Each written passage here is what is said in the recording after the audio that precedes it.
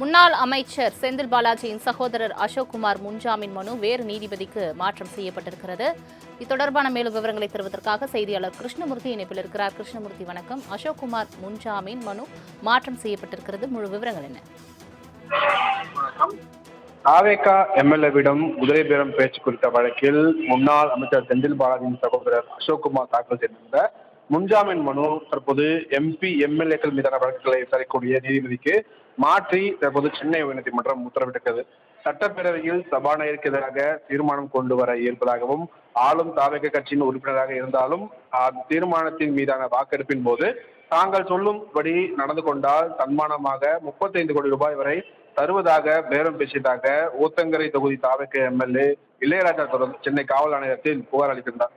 இந்த புகாரின் அடிப்படையில் வழக்கு பதிவு செய்த திருவல்லிக்கேணி போலீசார் சென்னை அரும்பாக்கத்தைச் சேர்ந்த யூடியூபர் திருநாவுக்கரசு, திருச்சியைச் சேர்ந்த நரேஷ், சென்னை மேடவாக்கத்தைச் சேர்ந்த தியாகராஜன் உள்ளிட்ட 8 பேரை கைது செய்தார்கள்.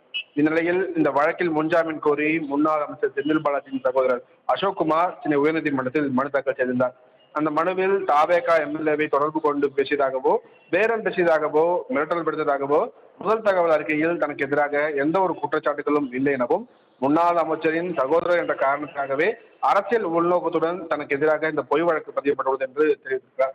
இந்த புகாரில் கூறப்பட்டுள்ள குற்றத்திற்கும் தனக்கும் எந்த ஒரு தொடர்பும் இல்லை.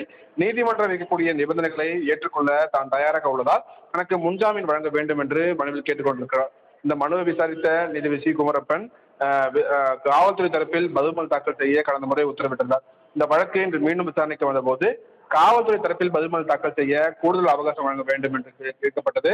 மேலும் இந்த வழக்கில் எம்எல்ஏவும் சம்பந்தப்பட்டிருப்பதால் மனுவை எம்பி எம்எல்ஏக்கள் தொடர்புடைய வழக்குகளை விசாரிக்கக்கூடிய அமர்வில் பட்டியலிட வேண்டும் என்று காவல்துறை தரப்பில் ஒரு கோரிக்கை வைக்கப்பட்டது. இந்த கோரிக்கையை ஏற்றுக்கொண்ட நீதிபதி குமரப்பன் சம்பந்தப்பட்ட நீதிபதி முன்பு பட்டியலிட உத்தரவிட்டு வழக்கின் விசாரணையை ஜூலை 8ஆம் தேதிக்கு தள்ளி வந்திருக்கிறார். அதன்படி எம்பி எம்எல்ஏக்கள் மீதான வழக்குகளை விசாரிக்கக்கூடிய நீதிபதி ஜி.கே. இளந்திரன் முன்பு இந்த வழக்கு விசாரணைக்காக பட்டியலிடப்படும் என்றும் எதிர்பார்க்கப்படுகிறது. தங்களின் முழு விவரங்களுக்கு நன்றி கிருஷ்ணமூர்த்தி.